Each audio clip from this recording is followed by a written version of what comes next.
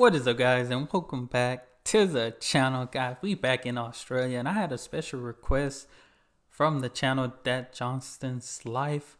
Here with 9 things I learned about Aussies while living in Australia. I did do a video before from this channel, and they gave some good information, good insight. So somebody told me, I think I had 2 or 3 subscribers that told me to check out this recent video. So I was like, let me check it out, see what it's about. So y'all hit that subscribe button, send me more recommendations.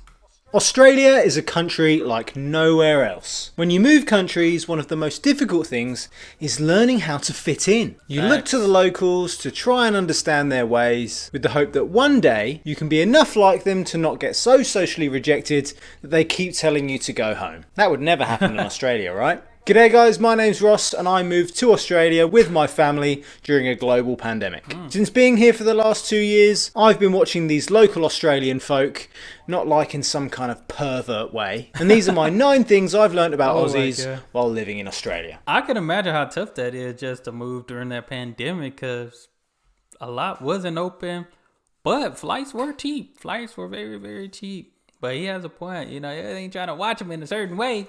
But first of all, what can worry an Australian? For a start, they live in a country where 20 out of the 25 most venomous snakes in the world live. If it's not the animals, then the weather can bring with it deadly flash flooding or sweeping bushfires. Dang. But despite all of these threats to your existence, Australians are incredibly laid back. There are lots of reasons why Aussies take life easy. Whether it's wide open spaces and the love for the outdoors, or being paid a fairer wage. In Australia, there are plenty of reasons not to be worried. Rising gas prices? In Queensland, we're opening new batteries because we have so much solar. Nutters running around with guns. Don't worry, we've got laws to deal with that. The threat of nuclear war. Well, I just hope we're out of range. Sorry, what was that? We've got a 3rd year of La Nina. For fuck's sake, what about my barbecues this summer? Aussies have taught me that you can remain optimistic in a world that is slowly getting shitter. We've experienced a lot in the last few years. Australia has been isolated from the rest of the world, experienced some of the world's harshest lockdowns and natural disasters. Dang. She'll be right, but not in a sarcastic British way. When Aussies say she'll be right,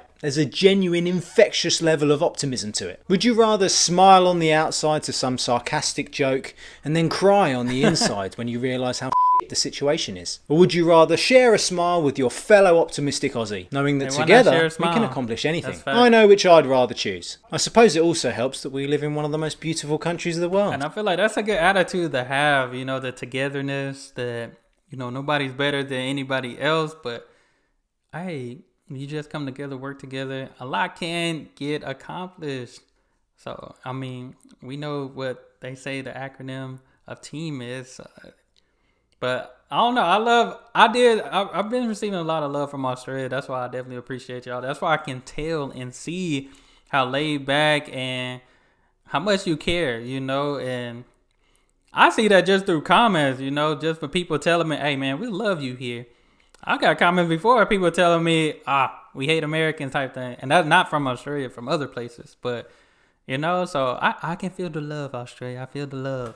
I know which I'd rather choose. I suppose it also helps that we live in one of the most beautiful countries of the world, so all the bad things don't just seem that bad anyway. There is nothing better than playing with your language to watch others' confused faces. Aussies love to shorten the English language. Australian is its own dialect. As an English-speaking person, I never expected to be confused when conversing in my own mother tongue. And I also never thought that I'd have to spend my time learning new words just to get by. Now that I've been here for 2 years, I love nothing better than trying out my new Australian vernacular on other English-speaking people. I now realise why you have to take an English test just to get a visa to live here. It's got nothing to do with promoting the migration of fellow fluent English-speaking people. It's to test your ability to take the language that you've learned for probably the majority of your life, and then to throw most of it out of the window for shortened words that mostly rhyme. Everyone is just as good as everyone else. No one is any better. I think it comes from the natural competitiveness that all Australians seem to have. Being better than someone else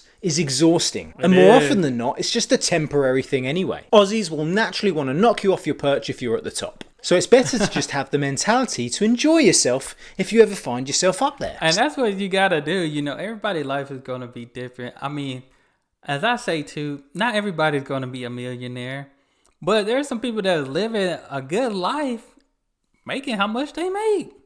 You know, of course, except for the people that's probably living paycheck to paycheck, they probably wish they could have some more money. But people that got good money and all that,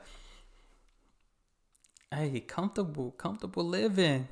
You know, long as you're happy, Stay humble when you are there, and don't you. worry about soon falling to be like everyone else. Everyone in the world is like a field of poppies swaying in the breeze. Stay at the same height and you move with the rest. Grow too tall and you might get your head chopped off. Aussies live in a country with more venomous snakes, spiders, man-eating animals, even animals that just want to punch on with you. Do you want to spend your life constantly looking over your shoulder? Or do you actually want to enjoy your few split seconds on this planet? Living with the threat of danger is liberating, in that it makes you not worry about anything. Suddenly, the little things in life just aren't... People kill people. We live with people all the time. We see people all the time that can just do something to us, you know?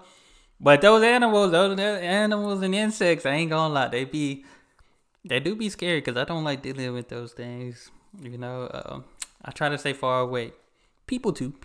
liberating, Sometimes. in that it makes you not worry about anything. Suddenly, the little things in life just aren't really important, when the big things, like your life, are just pushed to one side. To be honest, it's just not really as philosophical as that. Just don't fuck around with dangerous animals and you'll be alright. But I always heard, like, if you don't mess with them, they won't mess with you, you know? Once you start messing with them, that's when it's the problem to them. Because now you in their territory, you in their bubble and stuff like that. That's what I always heard. It's like, so if I ever seen like a snake or something like, I just stay away unless it's in my house, because now I got to deal with it if it's in my house type of thing.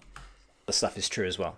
Do you want to work all the time to pay for a house that you're hardly ever in, to go on holidays that you wish you never had to leave, and to spend time with your family that work seems to tear you apart from? In this life, it seems that we're all just trading our time for money. Well, it helps that in Australia, we're all paid much more fairly than the rest of the world. This country tries to value your time as much as you do. Not only do they have public holidays for monarchs of other countries, but also ones that coincide with the aftermath of football matches. And what could be more Australian than having a public holiday just to have a punt on the horses? What? This is the country of the long weekend. So get used to enjoying yourself away from work. And if you do want to go out and grind your career, then no one's stopping you. But don't feel like you have to. And don't look down on us if we're not as bothered as you. Remember what I said about tall poppies? Have you ever wanted to visit a stunning waterfall? Sure, let's drive 3 hours. Thinking of visiting your friend in another city? Well, you can pop on a 5-hour flight to the other side of the country. Let's go on a road trip. Well, in Queensland, you can drive for more than a day and not even leave the state. Aussies teach you that things aren't that far away. The world is a small place, and there's so much for you to go and visit. Coming from the UK, you'd feel begrudged to go and visit your best mate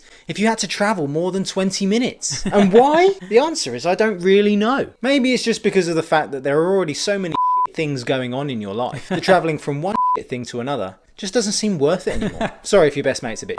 Earlier this year, a head of lettuce could have set you back $12. Capsicums rarely cost less than $7 a kilo in Coles. And don't get me started on the price of mushrooms. Now I know what you're thinking, and hopefully no it's not, there goes the whinging pom again. But where is this going, Ross, you whinging pom? But when everyday things already have silly price tags, you don't actually mind when the good things seem a little bit more expensive. Yeah. Good things cost money. And more importantly, you should spend the extra money on the good things. Hey,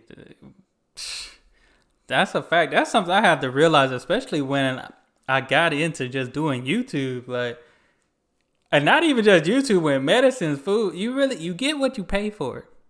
That's an honest fact. You honestly get what you pay for. So if you pay $5 for something and there was something better that was $20, you're going to get that $5 worth of that $5 item. You really are. You deserve them. And you've earned a higher wage than the rest of the world to afford to buy them. But if you don't want good things, then you can always go to Kmart. The things are far cheaper than they probably should be. And if it breaks down, you can just take it back. Wait a minute, Australia, y'all still got Kmart? I remember going to Kmart all the time when I was younger, but we don't even have Kmart anymore. I don't even think it exists anymore in the United States. Huh. I'm going to have to go to Australia just to go to Kmart. or buy a new one. Either way, you're still winning, kind of. Men walking around in the tightest budgie smugglers at the beach. People covered in tattoos. That's everywhere. Hairstyles from different decades that you probably didn't even think were popular back then. In Australia, the people teach you that you can look and feel exactly how you want That's to good. without any fear of judgment from others. In fact, most of the time people will actually congratulate you for your outlandish choice of clothing or the interesting way that you've styled any bit of your own body hair. Australians have also come up with their own slang to tell people who might dare to say something nasty about how you look. They'll just tell you to go get For me, this is probably the Dang. most important point. You want to live in a country that accepts and celebrates you for who you are. It's too hard to pretend to be someone else. really is. It's hard enough just being you. Those are my 9 things I've learned about Aussies since living in Australia. And you want to watch this video to see what shocked me the most when I first moved here. Definitely gonna check this out. I already subscribed. No, this was good. This was good because, like I said, Australians, y'all do seem very laid back. And as I mentioned, y'all showed me a lot of love, especially with the videos that I recently did. And just how welcoming you are. You know, reminds me of Scandinavia up in Europe. They were very welcoming to me. So that's why when y'all ask me, hey, Dart, check out these videos. That's why I don't hesitate. I do it because I feel the love. I see the love. Hey, and I try to spread it back. But definitely enjoy this. Appreciate you guys for sending me this video. Y'all make sure y'all hit that subscribe button. Hey, send me more video suggestions. And y'all be blessed, be the best, and be you. I'm out.